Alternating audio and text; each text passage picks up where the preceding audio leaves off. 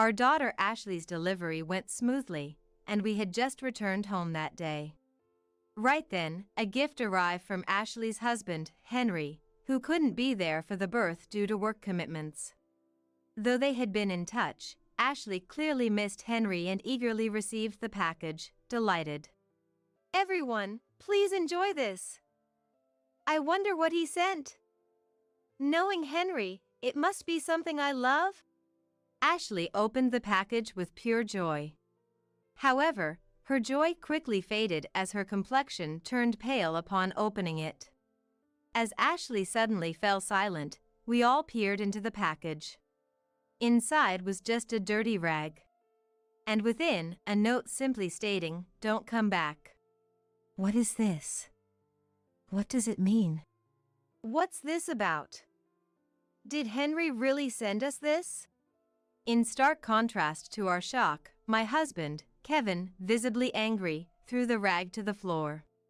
It must be some mistake. It had to be.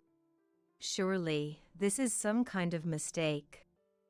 Should we contact Henry? I gently asked the clearly distraught Ashley, who had become silent and looked down, saying nothing more.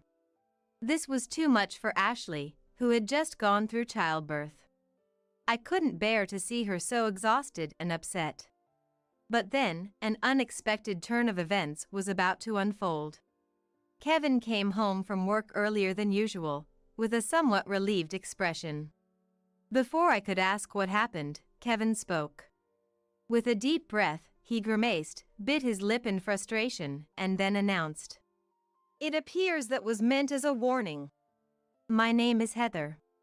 I'm a 57-year-old and I'm supporting my fate as a housewife. Growing up, I was always looking up to my dad, an elite banker. During my school years, I had to be at the top of my class, or Dad would scold me, so my days were filled with nothing but study.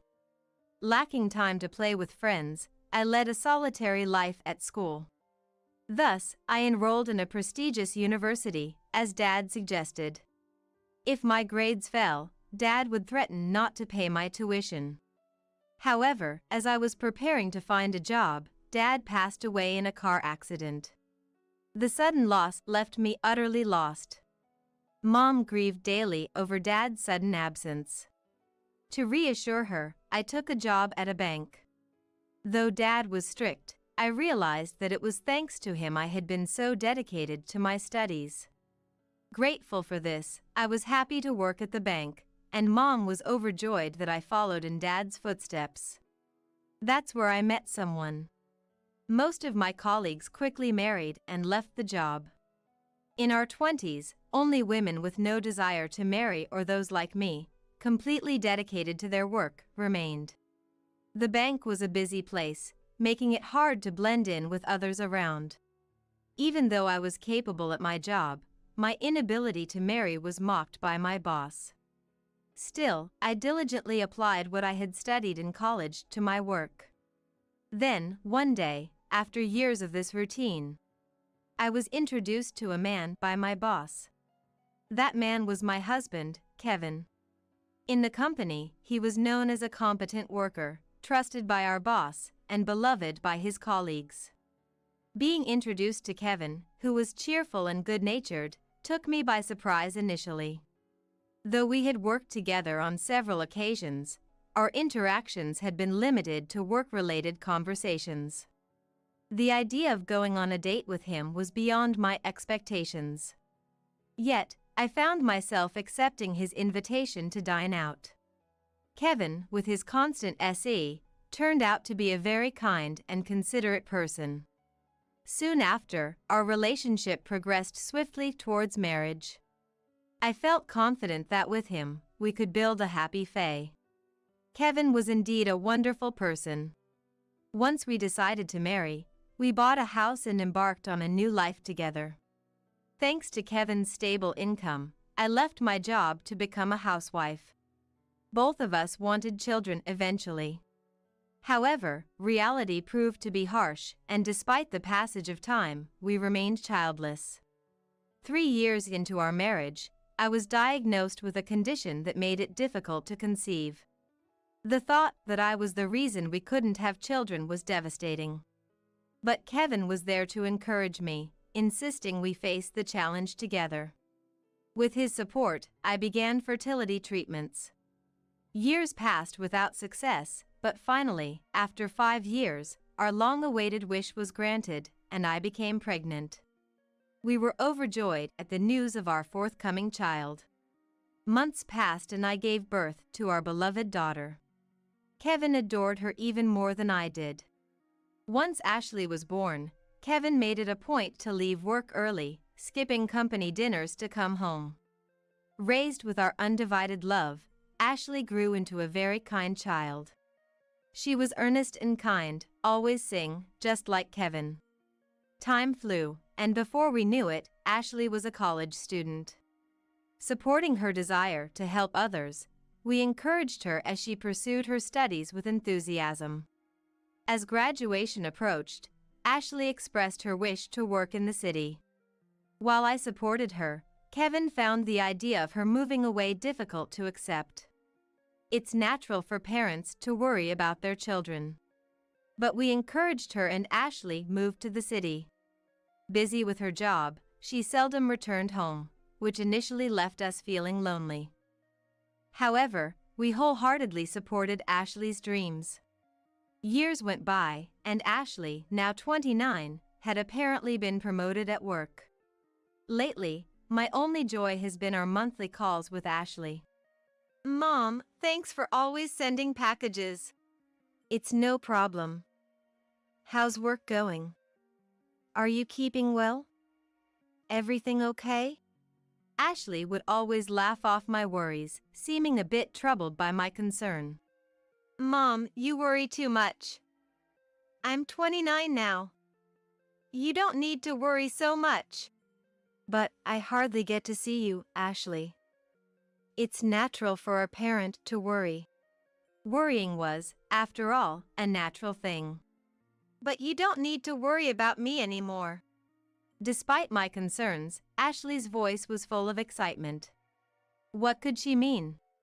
Then, taking a deep breath as if bracing herself, Ashley said, "I have someone I want you and Dad to meet." I couldn't hide my surprise at Ashley's words, as she had never introduced us to anyone before. "Who is it? Tell me." "It's a secret until we meet." Ashley, laughing childishly, sounded a bit excited as she hung up. A few days later, Ashley brought a tall man in a suit to meet us. I was surprised, but Kevin, who adores Ashley, was even more so. The idea of Ashley bringing home a boyfriend seemed to shock him. "I never thought she'd actually bring someone home. She used to say she'd marry me when she was little. Ashley is an adult. It's not strange for her to have a boyfriend." Despite my efforts to reassure Kevin, accepting the reality of his beloved Ashley having a boyfriend was hard for him. Sitting close to the man, Ashley introduced him with a happy essay. "This is Henry. He works in landscaping." "I'm Henry. I'm in a committed relationship with Ashley. It's a pleasure to meet you." Henry seemed sincere and serious, and although Kevin was initially wary, they gradually warmed up to each other. Henry grew up in a home without a father after his parents divorced. He had difficulty fitting in and finding opportunities to meet people due to his busy work life. But then he met Ashley. They were introduced by a mutual acquaintance and recently started dating. Ashley was there for Henry, offering support and kindness during tough times at work. With Ashley's support, Henry found himself more engaged in his work than ever before. All thanks to Ashley. She's my savior. Hearing Henry speak so fondly, I was on the verge of tears as a parent. To think that he cherished Ashley so much. Kevin was moved by Henry's words too, and the two of them became close enough to chat about trivial matters. I was convinced that Henry was someone we could entrust our precious Ashley to. The impression of Henry was that good. I was sure that a marriage proposal was on the horizon. Ashley and Henry seemed to trust each other that much. But then, about 6 months later, something unimaginable happened. As usual, I had sent Kevin off to work and was dedicating myself to household chores. When suddenly, my mobile phone rang. Picking up, curious, it was Ashley. A wave of anxiety washed over me, wondering what could have happened. Ashley, what's up? Calling in the middle of the day like this? Normally, she would be at work at this time. Yet, Ashley, with a voice not her usual bright self but somewhat darker, said, I took some leave. Took leave? Are you not feeling well? What happened? Ashley seemed hesitant to talk. Well, there's something I need to talk about. Usually, she would be bright and talk about Henry or her job. But today, her voice was devoid of cheer, sounding somewhat listless. Ashley started talking about something that seemed to be troubling her. Apparently, things weren't going well with Henry's mom. What do you mean? Didn't you say you went out to eat with her before? There hadn't been such issues when they first started dating. I had heard they were getting along well with Henry's mom. Yet, what could have happened in just 6 months? I asked Ashley what went wrong. The truth is, things have never really been good with Henry's mom. She had been trying not to worry us. I wished she had talked to us sooner. But maybe Ashley found it difficult to consult us. Gently asking what happened, Ashley let out a small sigh. Recently, Henry and I discussed about marriage. Considering our ages, it was time for us to think, she said. I suddenly remembered a call from Ashley a few days ago. She had mentioned then that they were talking about their future. But at that time, her voice was brighter, and she seemed happy talking about it. But it seems that wasn't the case in reality. Ashley mentioned that Henry's mom, Nicole, was being harsh towards her.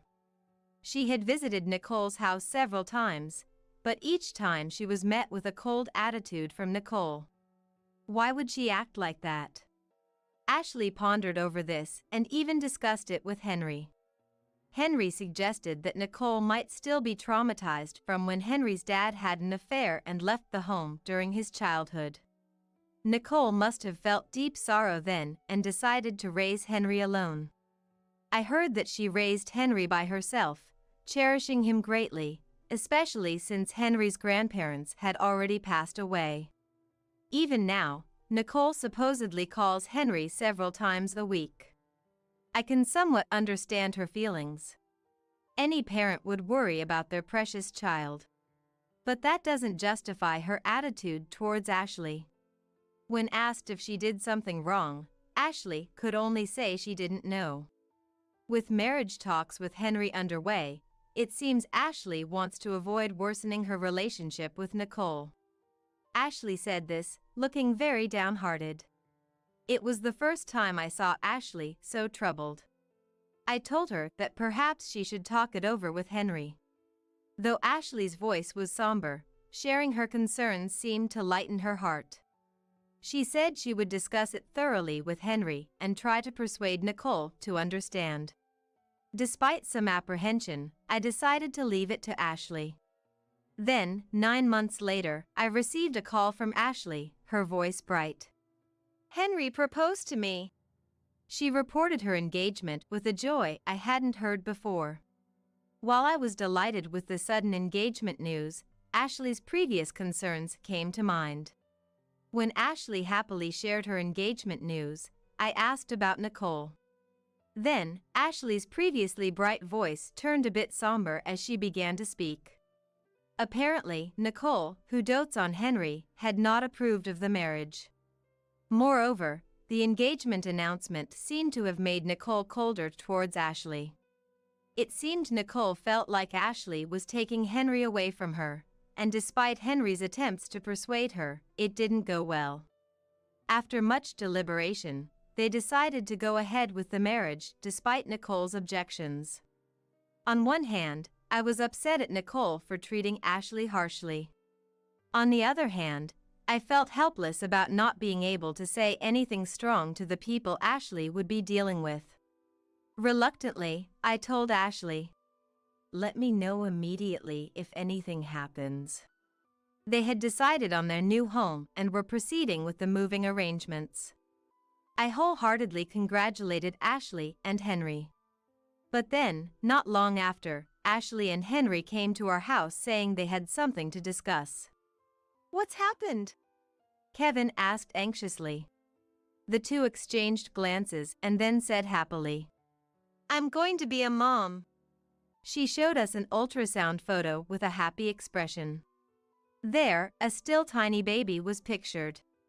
We were overjoyed, especially Kevin, who was more excited than anyone about the grandchild's arrival. "I can't believe we're going to have a grandchild. There's nothing happier than this." "You're exaggerating. I haven't even fully realized it yet." Ashley, blushing with a shy essay, made me suddenly think of something. It was about Nicole. If she hadn't even accepted their marriage, what would she say upon finding out about the pregnancy?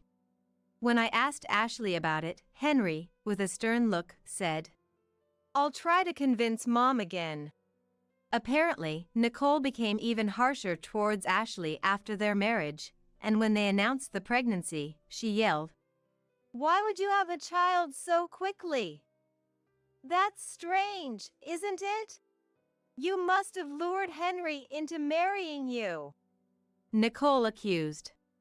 Ashley and Henry insisted that wasn't true, but Nicole wouldn't listen, Ashley said sadly. Henry told Nicole there was no need to be so angry, but she initially wouldn't accept it. However, worried that the constant complaints would burden pregnant Ashley, Henry persuaded Nicole several times, explaining the accusations were baseless. For now, Nicole seems somewhat convinced, but she still harshly blames Ashley. "I can't believe this is happening to you guys. But remember, we are here for you both. Give birth to your child in peace." That's right. There's nothing happier than Ashley being pregnant. Encouraged by our strong words, Ashley and Henry nodded with teary eyes. I had heard about mother-in-law and daughter-in-law conflicts, but never imagined Ashley would experience it. And it was unforgivable that Nicole complained for such strange reasons. But Ashley's trials didn't end there. Since becoming pregnant, Ashley's morning sickness worsened, and she started missing work. I visited Ashley several times and cooked meals for her. But her health didn't improve, and she ended up bedridden, according to Henry. I kept worrying and sending meals to Henry, but he refused to accept more, not wanting to worry us. Amid growing anxiety, several months after the pregnancy announcement, I received an early morning call. It was from Ashley, and I rushed to answer, asking, "What's wrong, Ashley?" Through sobs, Ashley's voice came through. Confused, I listened as she quietly said, "I want to go back home to give birth." Feeling uneasy, I asked why. It seemed Nicole was the cause. Nicole had been calling daily, demanding to divorce her son. She yelled not to have the child, pushing Ashley to her mental limit. "Why didn't you talk to us sooner?" I asked Ashley, who sobbed through her explanation. It appears she had been pretending to be upbeat not to worry us. Tears overflowed from my eyes too. I woke Kevin to explain the situation. Realizing the gravity, Kevin sprang up, insisting we pick up Ashley immediately. After telling Ashley our plan, she responded in a weak voice. Henry, too, was exhausted. I suggested they both stay with us for a while. However, while Ashley was willing to accept, Henry rejected the proposal. Henry explained that due to work commitments, he simply couldn't leave. Reluctantly, it was decided that Ashley would return to our home, and about an hour after the call, I went to pick her up. Upon arrival at home, there was Ashley, visibly exhausted. She seemed to be mentally drained, clearly not her usual self. I instinctively hugged Ashley tightly. "I'm sorry, I can't get away from work. If anything happens, please call me right away. I'll come as soon as I can," Henry said, hugging Ashley with a look of concern. Seeing how much they loved each other made my heart ache. To think they were being put through so much distress. I felt a surge of anger towards Nicole. From that day on, Ashley began living with us, away from Henry. Compared to her previous state, she seemed to be slowly recovering. Though there were times she wasn't feeling well, seeing Ashley become a bit brighter was reassuring. A few months after moving in with us, Ashley safely gave birth to the child. Kevin and I were moved to tears with joy at the birth of our adorable grandchild. It reminds me of when Ashley was born. It's a moment too precious to forget, such a joyful event. Kevin and I looked at each other, reminiscing about the time when Ashley was born. Ashley, blushing with embarrassment, immediately called Henry. She had informed Henry when she went into labor, but he couldn't make it in time. Henry was unable to attend the birth, but Ashley joyfully informed him of their child's arrival. However, Ashley's expression darkened after making the call. She looked dejected after hanging up. "What's wrong?" I asked Ashley. "He can't come right away. But he said he's sending a gift, something I like," she said. Initially, Ashley was downcast, but she soon regained some of her spirits. It seems Henry was concerned about not being able to attend the birth and wanted to cheer Ashley up. He apologetically mentioned sending Ashley her favorite things. However, we suddenly felt something off about Henry. Even if he was busy with work, he should have made it a priority to be there for the birth of his child. This prioritization of work over childbirth made us slightly feel distrustful towards Henry. But since Ashley trusts him, we decided not to dwell on it further. Then, on the day Ashley returned from the hospital after giving birth, a gift from Henry arrived. Though they had been in touch, Ashley seemed sad about not being able to see Henry. Ashley was very pleased to receive the package. "Let's all enjoy this. I wonder what he sent. Knowing Henry, it must be something I love," Ashley said, opening the package with visible happiness. However, her joy quickly faded as her complexion turned pale upon opening it. As Ashley became suddenly quiet, we too looked inside the package. Inside was just a dirty rag. And within, a note simply stating, "Don't come back." "What is this? What does it mean?"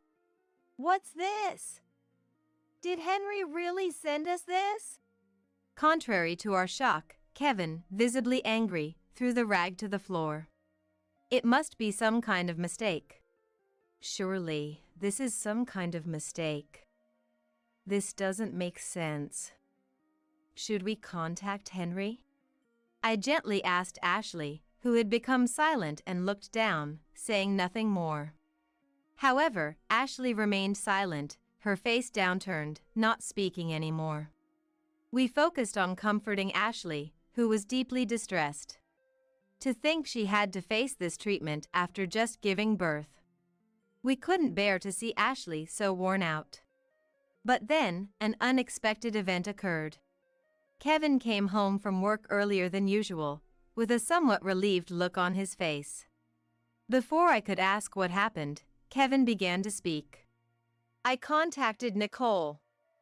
It seems that was meant as a warning." I was shocked at Kevin's words, uttered with a heavy sigh. It turns out the perpetrator of the package was not Henry, but Nicole. Kevin had tried to reach out to Henry on the day the package arrived, but got no response. With no other choice, Kevin contacted Nicole and confronted her. He couldn't stand to see Ashley sad any longer. Nicole confessed to taking a package meant for Ashley from busy Henry, swapping it with a dirty rag, and sending it. While shocked at such an unexpected revelation, I couldn't understand why she would do such a thing. However, Kevin's expression remained stern. Nicole was trying to protect Ashley by being harsh on her all this time. Upon being pressed, Nicole confessed everything to Kevin. Nicole confessed that she had once heard from a drunken Henry about embezzling company funds. With the issue unresolved and Ashley's marriage to Henry hastily decided, Nicole panicked. To prevent Ashley from getting involved in any trouble, Nicole admitted to being harsh towards her. It was Nicole's way of advising Ashley to stay away from Henry. The shock left us speechless. But we couldn't let Ashley continue to be saddened by this. We wanted to push for a divorce immediately, but we knew neither Ashley nor Henry would agree. So, we took immediate action. First, we contacted Nicole. She seemed surprised to hear from us, but quickly apologized. I was wrong. I'm truly sorry for everything.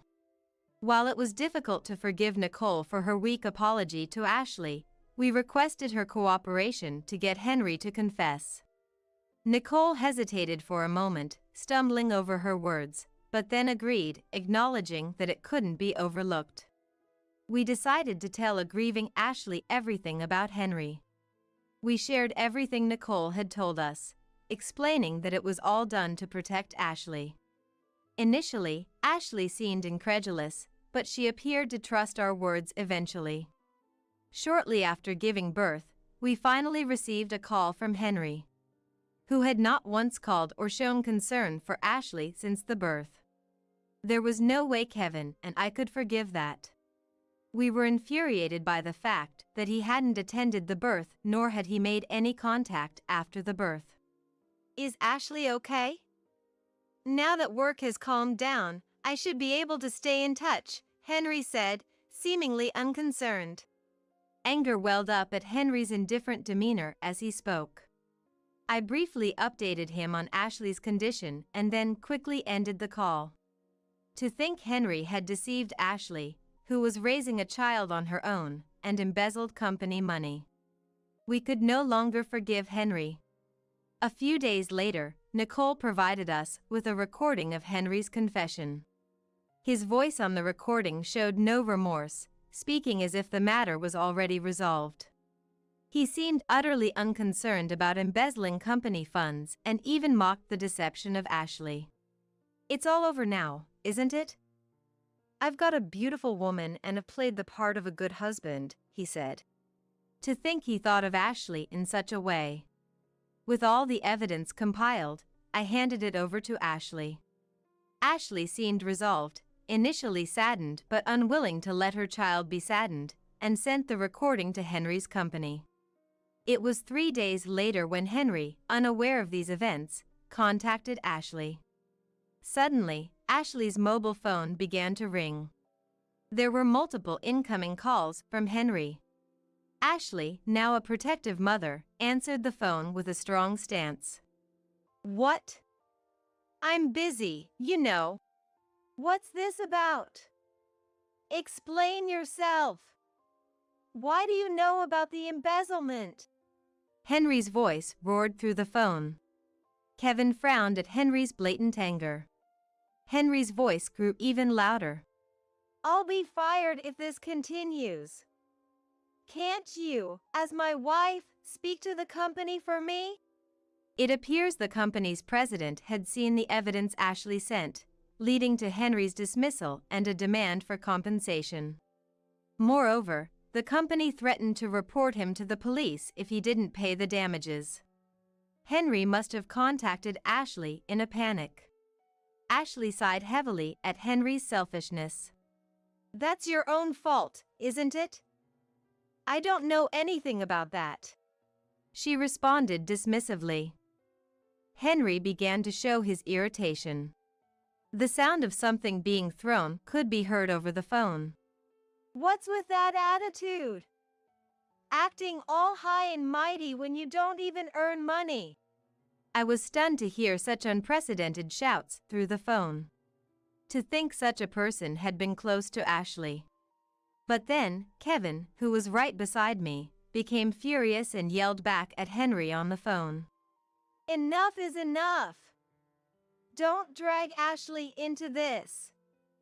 This is all you're doing, yet you blame others. It was rare for the usually de-mannered Kevin to get angry.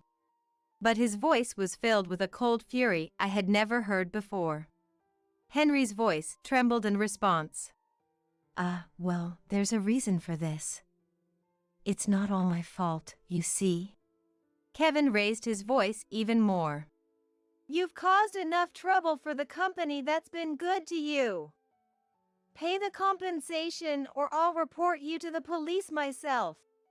Henry, perhaps panicked by Kevin's threat, promised to pay the compensation. But that was not enough to appease Kevin.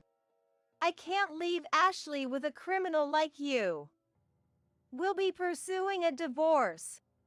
Henry seemed not to expect such a reaction and tried to calm the situation with but the phone was hung up before he could finish. Wait a minute. Later, Henry promised to pay the compensation in one lump sum to his company. Thanks to this, the matter didn't escalate to police involvement, and he was only dismissed from his company. Subsequently, Ashley and Henry quickly proceeded with their divorce. After that, there was no further contact from Henry. Following this incident, Nicole reflected on her son's failings and lack of integrity, offering us an apology. We then ceased all contact with Nicole and had no further dealings with her. Meanwhile, Ashley, along with Kevin and I, began to raise her child together. An old friend of Ashley's from the neighborhood returned to the area, and they started seeing each other frequently, along with the child. They spent holidays together like a real fae, and he seemed to cherish Ashley deeply. He always seems to be there for Ashley, actively participating in parenting. He has come to greet Kevin and I several times, and he's a very pleasant person. The child seems to have grown fond of him too, and judging by their interactions, remarriage might be happening soon. Seeing Ashley and our grandchild sing happily together has given us great peace of mind.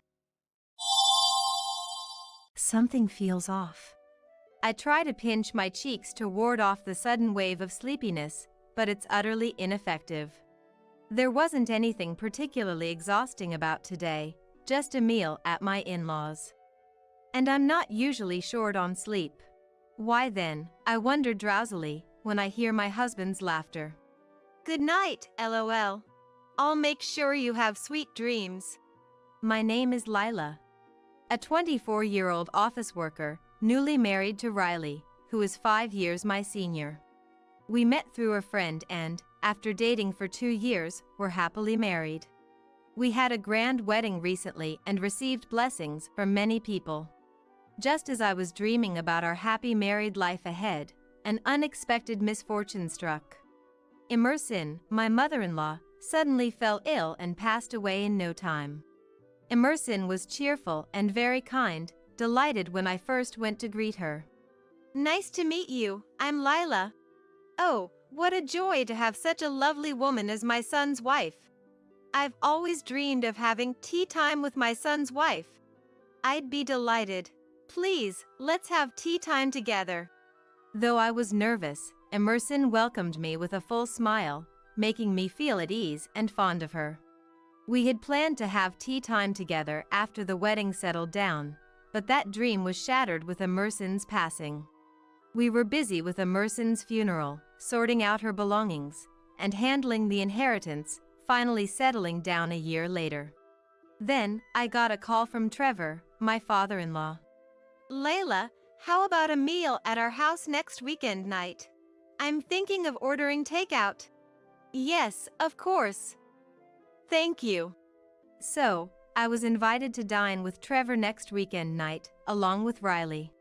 Trevor ordered Singaporean cuisine, which he loves, and we enjoyed the feast. The three of us gathered around the dining table. It was my first time trying Singaporean cuisine, and everything was delicious. Except, the soup tasted oddly. Curious, I asked my husband. Hey Riley, doesn't this soup taste a bit strange? That's just how this dish is. You're not used to Singaporean cuisine, haha. Though Riley laughed it off, I couldn't stomach the soup, so I avoided it and ate the other dishes. Then, I felt Trevor's sharp gaze. Lila, I went through the trouble of ordering this, so make sure you drink the soup. Startled by Trevor's outburst, I hurriedly gulped down the soup. It still tasted weird. The strange taste spread throughout my mouth, and I tried to cleanse my palate with water and other dishes. Gradually, my vision blurred, and I found myself slumping over the table. What's happening? I'm incredibly sleepy. This isn't good. I'll really fall asleep. I need to stay awake. As my consciousness faded, I could hear Riley's laughter. It seems to have worked. Dad, is that thing ready? Of course, it's all set. It's in the dresser drawer in the bedroom. The new ones are amazing, only 0.01 millimeters thick. We didn't have those when I was young. Realizing Riley and Trevor were discussing contraceptives, I felt a sense of danger but then lost consciousness completely. When I woke up, I was in a hospital bed. What happened? I murmured groggily. Oh, thank goodness. You're awake. Looking towards the voice, there was our neighbor, Luella. Luella immediately called the doctor, who explained that I had been given a large dose of sleeping pills. Sleeping pills! So that's why the soup tasted so odd. Then, I learned from Luella. Your dad and husband ran off in the car, so I accompanied you in the ambulance. I'm so glad you woke up safely. Really? Thank you so much. I'm sorry for the trouble. But, what do you mean Dad and my husband fled in a car? Actually, Luella found out that the fire alarm was ringing at my in-laws' house and it wouldn't stop, so she decided to check on them. When she rang the doorbell, Trevor came out. yes.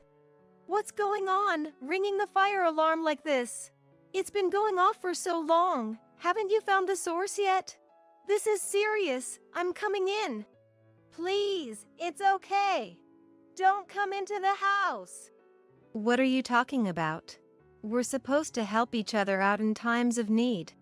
Luella said that, barging into the house, and found me lying listlessly in the living room. Oh my! You've collapsed from inhaling smoke. This is terrible. I need to call an ambulance right away. No, this is different. Trevor and my husband tried to deny it hastily, but Luella was convinced I had collapsed from smoke inhalation and called for emergency and fire services on the spot. Lila is just sleeping. That's right. My wife is just tired and sleeping. There's nothing to worry about. Despite their desperate explanations, Luella objected. It's strange that she won't wake up with such a loud noise going on. I'm worried. I wonder if the ambulance will arrive soon. Luella was frantic. Before we knew it, people had started gathering. Riley and Trevor began to sweat profusely. Soon after, Riley and Trevor hurriedly jumped into a car and fled, leaving me behind. That's why Luella ended up accompanying me in the ambulance. Such a thing. Thank you so much. I expressed my gratitude to Luella.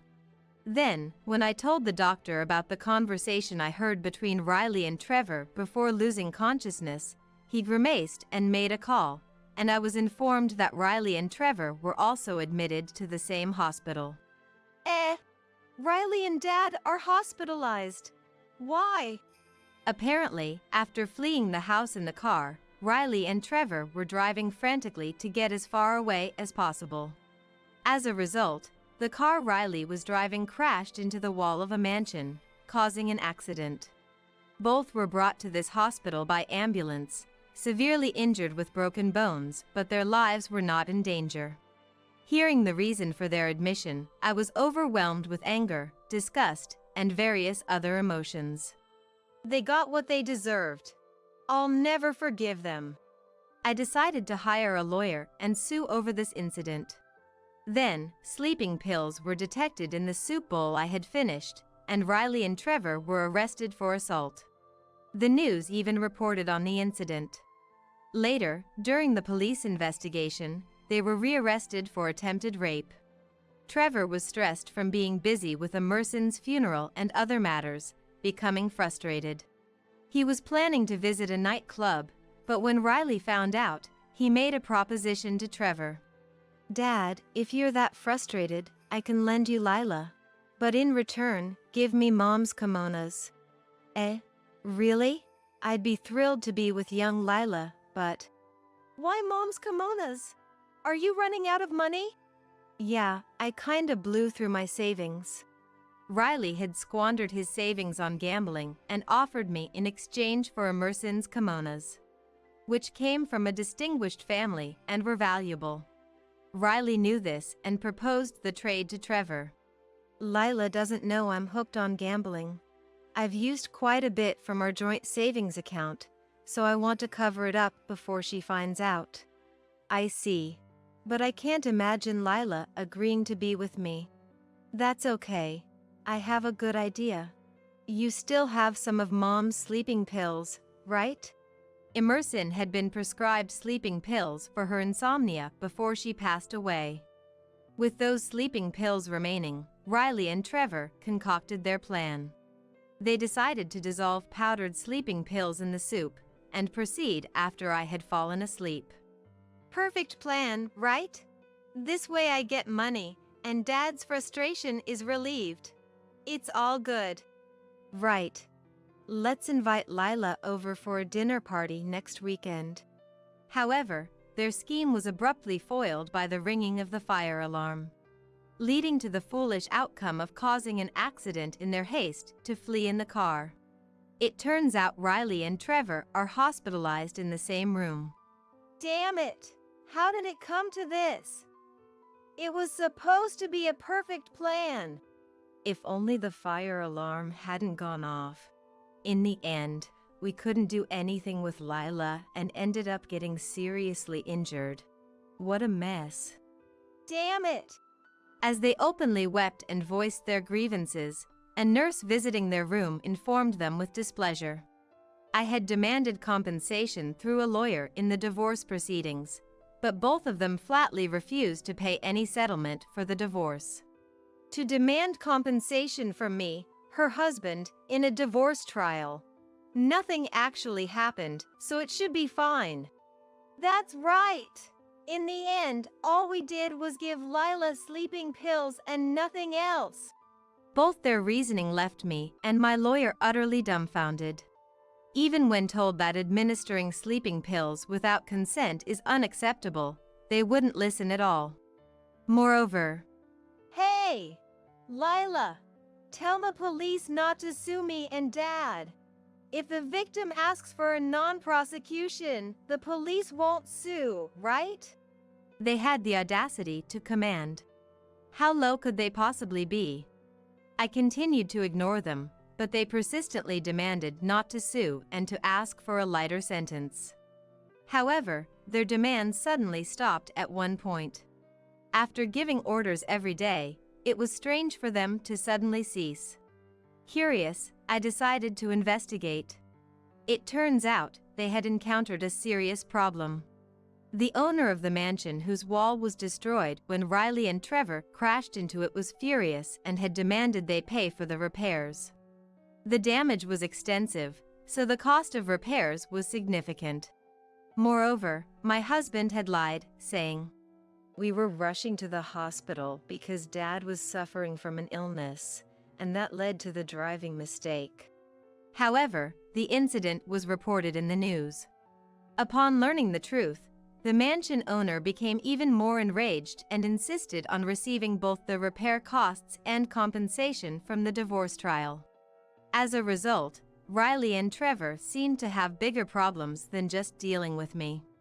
"It wasn't on purpose. Please forgive us. We beg you." Riley and Trevor were pleading, but the mansion owner was unforgiving. They were told they must pay no matter what. Since the mansion owner hired a lawyer, Riley and Trevor also had to hire one to handle the situation. Since I had a lawyer as well, the compensation for the divorce was smoothly negotiated between the lawyers. Given their clear wrongdoing, our demands were almost fully met. I also demanded and received the money Riley had misappropriated from our joint savings account. Although I hadn't noticed his gambling addiction, I remembered how his overtime had suddenly increased at one point. Probably, he was lying about working late and going to pachinko instead. And so, I naturally proceeded with the divorce from Riley. The negotiations were handled by our lawyers, and though initially reluctant, Riley agreed to the divorce when I firmly insisted. Riley's lawyer played a significant role by convincing them that they were in a very unfavorable position and needed to show sincerity. Later, I went to thank our neighbor Luella again. Thank you so much. I don't know how to express my gratitude. Oh, I didn't do anything special. It's good that you're safe. Perhaps Emerson was looking out for you. Emerson, you say? What do you mean? After I was taken to the hospital in an ambulance, the firefighters came and checked the cause of the fire alarm. However, the only source of fire in the house was a candle on Emerson's altar, which no one should have lit. This wasn't enough to trigger the fire alarm, indicating a possible malfunction as there were no other signs of fire. Maybe Emerson is always watching over you? She was so happy to have such a lovely daughter-in-law. Luella told me with a smile. It might have been a coincidence, but even so, I felt a warmth thinking about Emerson's kind smile. After expressing my thanks to Luella again, I headed to a certain cake shop. This shop sells a chocolate cake that I've always loved. When I had promised to have tea time with Emerson, I wanted her to try the chocolate from this cake shop. After buying sweet buns, I went to the florist to buy flowers that matched Emerson's cheerful image, with a fresh impression, and headed to visit her grave. Offering the flowers and chocolate at the grave, I expressed my gratitude to Emerson. Dear Emerson, thank you so much. Your help saved me. Though I've divorced Riley, I will always love you, Mom. I wished I could have talked more with Emerson. I wanted to have that tea party. This chocolate was meant to be shared with you, Emerson, during our tea time. It's really delicious. Just then, the wind blew softly. Feeling as if Emerson had responded, a tear fell from my eye. But thinking that crying would worry Emerson, I lifted my face, smiled, and said, I'll visit again, Emerson. And moved on. I decided to take the chocolate back with me later, as I couldn't leave it at the grave. On the way home, I felt incredibly refreshed.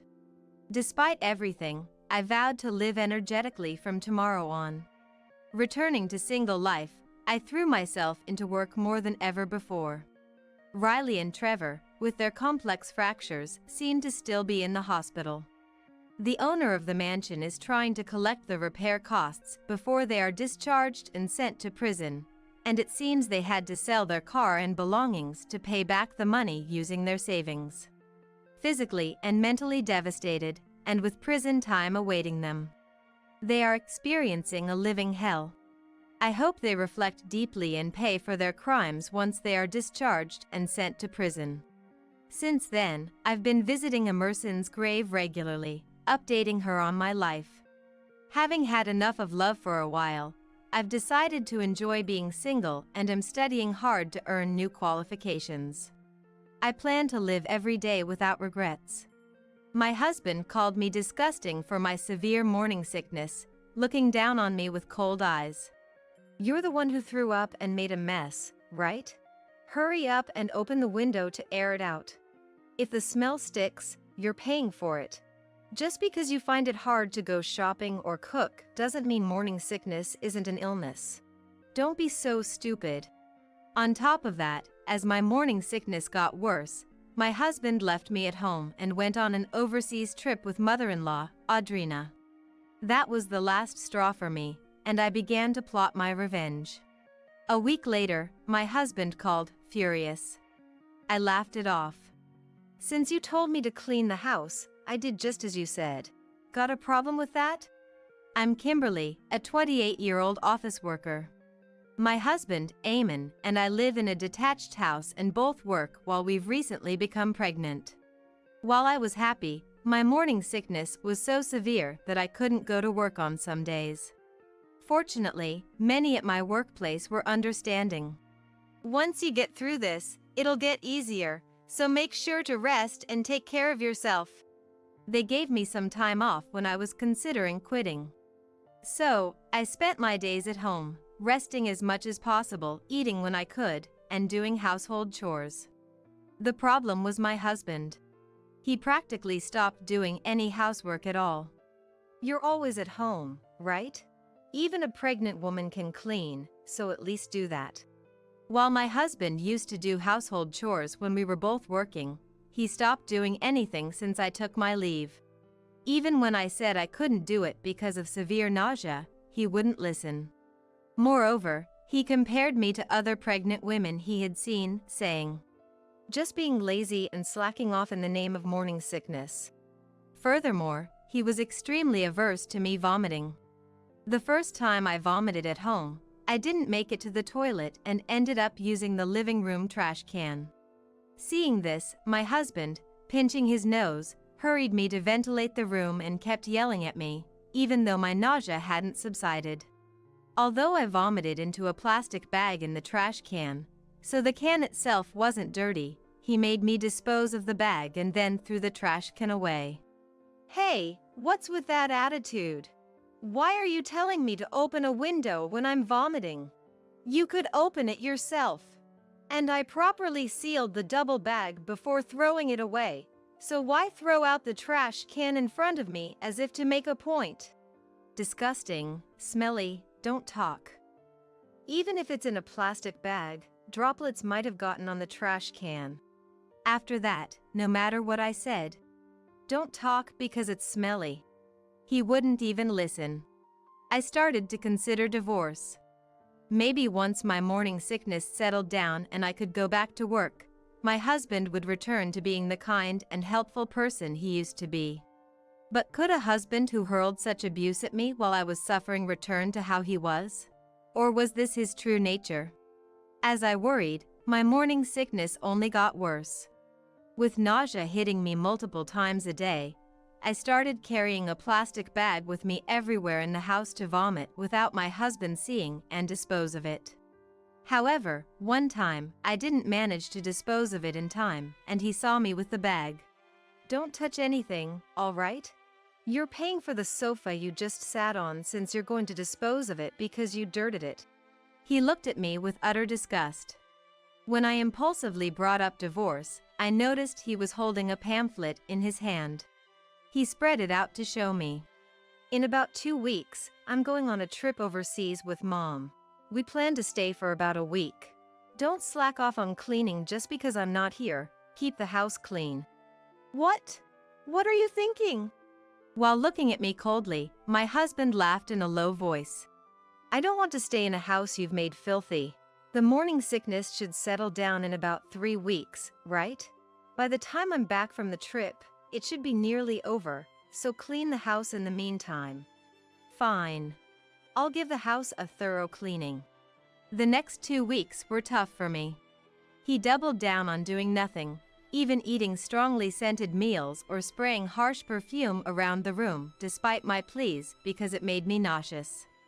Despite locking me in the bathroom, he'd bang on the door furiously and yell if he wanted to use it himself. This lifestyle continued. I immediately informed my parents that I had decided on divorce. Since my husband's attitude changed, I had been discussing it with my parents, who must have realized from my words that convincing me otherwise was no longer possible. They told me to come back home immediately. However, just divorcing and returning to my parents' home wasn't enough for me. I was determined to teach my husband, who lacked any awareness of being a father and thought nothing of the individual differences in pregnancy and morning sickness, a lesson. 2 weeks later, I saw my husband off with a large carry-on bag. These 2 weeks were the peak of my morning sickness, and I had lost more than 2 kilos. If it continued like this, I would end up hospitalized due to severe pregnancy sickness. Seeing me visibly thinner, my husband still called me dirty and, after repeatedly ordering me to clean the house, fled like he was escaping. I stayed at the entrance until he was out of sight, then took a deep breath and made a phone call. A week later, I was leisurely sitting in my parents' living room when calls from my husband kept coming in. Calls from my husband kept coming in one after another. After watching for a while, my parents started to panic, so I reluctantly answered. Don't mess with me. What the hell is this? Explain. I instinctively moved my smartphone away from my ear at the sound of my husband's loud voice the moment the call connected. Still, I sighed at the loud enough voice and listened to him. I can't get into the house. What's going on? Don't change the locks on me while I'm away. The real estate agent changed them. It's kind of gross to have the same keys as the previous tenant for the next one, right? So, they changed the locks when selling the house. Huh? Real estate agent? Oh, didn't you see the sign? It's right there next to it, for sale. There was silence on the phone for a while before the angry voice came again. What are you doing on your own? Who gave you permission to sell it? Why are you selling it? You said the whole house smells. So, I cleaned the entire house, including that. And why would I need anyone's permission to sell my house? Your house. That's not right. That house belongs to your grandfather. It's a crime to sell it without being the title holder. That house was given to me, I remodeled it, and it's in my name. You can't just sell it if you're not the title holder. Indeed, the house we lived in belonged to my grandfather. However, after my grandfather passed away, I, still single, remodeled it into its current form, and after getting married, my husband moved in to live together. My husband was momentarily speechless knowing the title was in my name, but quickly changed his approach. That house is where I live too. You can't just kick out a resident like that. It's illegal to sell my stuff. Besides, it was our house since we lived there as a couple, so it's not just your house anymore. Unfortunately, that house was in my name before we got married. We never changed it to a joint title after marriage. Plus, I moved all the stuff out after, so your things are all safe. I did dispose of the sofa you said was smelly, though. My husband seemed panicked by the mention of moving out his belongings. He was asking where and when.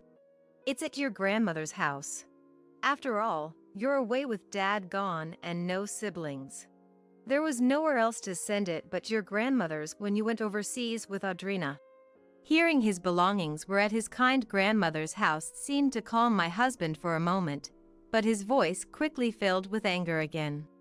So, you're the kind of woman who sells the house and dumps the belongings while her husband is on a trip. I'm divorcing you. I'll sue for compensation in the divorce court because of this. It's a relief you're the one bringing up divorce. I don't want you to come to the house anymore, and I'll be heading there with my lawyer soon. So, goodbye. I wonder if my husband truly believed he could win if he took it to court. I calmed my panicking parents while contacting a lawyer. A week later, when I went to what my husband calls his in-laws' house, Audrina slapped me before I even entered the door. I had expected it and deliberately received the slap. Because of you, the house is a mess. A woman who can't even do housework because of a little morning sickness is useless. Pay the compensation in the divorce court and let's divorce. As I was rubbing my stinging cheek, planning to retort to Audrina, she saw someone behind me and her face twisted. I thought you showed no remorse, but to strike immediately upon meeting is something else. Behind me was Carol, my husband's grandmother, looking furious. Hello. I'm really sorry for sending the belongings over so suddenly the other day. That's all right. If it hadn't been for that, I wouldn't have noticed at all. I had come to the in-laws' house, which was now the home of my husband's grandmother who had kindly accepted his belongings. When I sent my husband's belongings, I included a letter of apology, detailing everything about our situation. As a result, the grandmother was furious with her grandson's husband for hurling terrible words at his wife suffering from morning sickness and leaving her to fend for herself. She was equally furious at Audrina for going on an overseas trip with him without admonishing such behavior. The grandmother, now 80 years old, is a gentle figure to her grandson but a disagreeable mother-in-law to Audrina. Since Audrina married into the family, her relationship with the grandmother, due to their clashing personalities, has always been like cats and dogs. Sure enough, Audrina, upon suddenly facing the grandmother, twisted her face in obvious annoyance, which only fueled the grandmother's anger further. After briefly addressing the shouting match between the two, I entered the house. There, my husband stood, dumbfounded next to the grandmother and Audrina. It might have been shocking for my husband to see his kind grandmother and mother arguing so fiercely. However, wanting to discuss matters with my husband without Audrina's interference, I had informed the grandmother of my visit in advance. And we started the divorce negotiation with my lawyer before Audrina could return. The process didn't take much time and ended smoothly.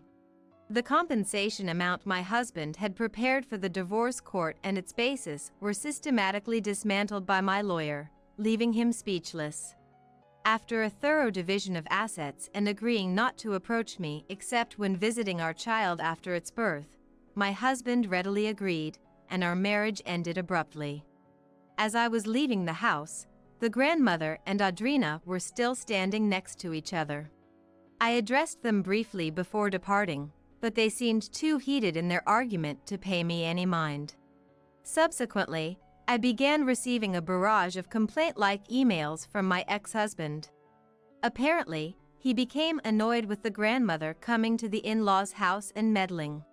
Imagining my former husband and Audrina, who had shouted at me so boldly, becoming meek in front of a petite grandmother, finally brought me to laughter. However, the nature of my ex-husband's emails soon shifted towards seeking reconciliation. Every day there's shouting. They both ask me what I think when they're fighting, dragging me into it, and it's annoying. It's a lifetime request. Please, let me stay at your place. I'll do household chores or anything. I won't do anything terrible again, and I'll never say it. I want to meet our coming child too. I love you. I want to remarry you. I responded mechanically. I will not reconcile. As for the child, you can meet if you pay child support. And left it at that. Eventually, the messages from my ex-husband ceased. Apparently, unable to bear the living conditions, he left Audrina and went somewhere. Not providing any support, Audrina, not yet of pensionable age, is scraping by on her savings. Audrina herself contacted me with this news. No one's helping me. Please, I want to stay at your place. I only went on the trip with my son because he invited me. I had no idea you were suffering so much from morning sickness. She claimed, lining up convenient excuses over the phone, but when I threatened to report her to the police, the calls stopped. Apparently, the grandmother also refused to help, and Audrina, limited by her savings, began working part-time.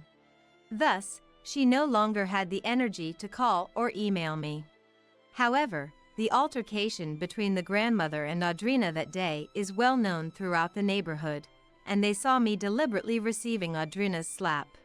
Consequently, the neighbors have distanced themselves from Audrina, leaving her to live uncomfortably in her home. Seemingly unable to afford renting a new apartment, she spends her days diminishing in stature. Yet, living alone in a rent-free house should be manageable on a part-time income. My morning sickness has finally subsided, and I no longer vomit. The doctor, learning of my divorce and the circumstances around it, scolded me for accumulating too much stress, which wouldn't help in healing.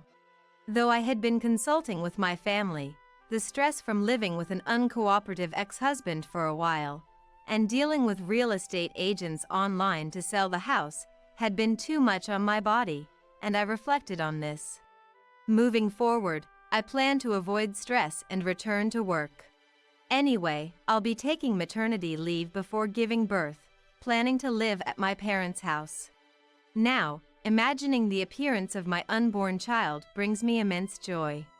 As the days go by, my anticipation grows, and I can hardly wait to see what kind of child will be born. No matter what, I intend to raise my child with love.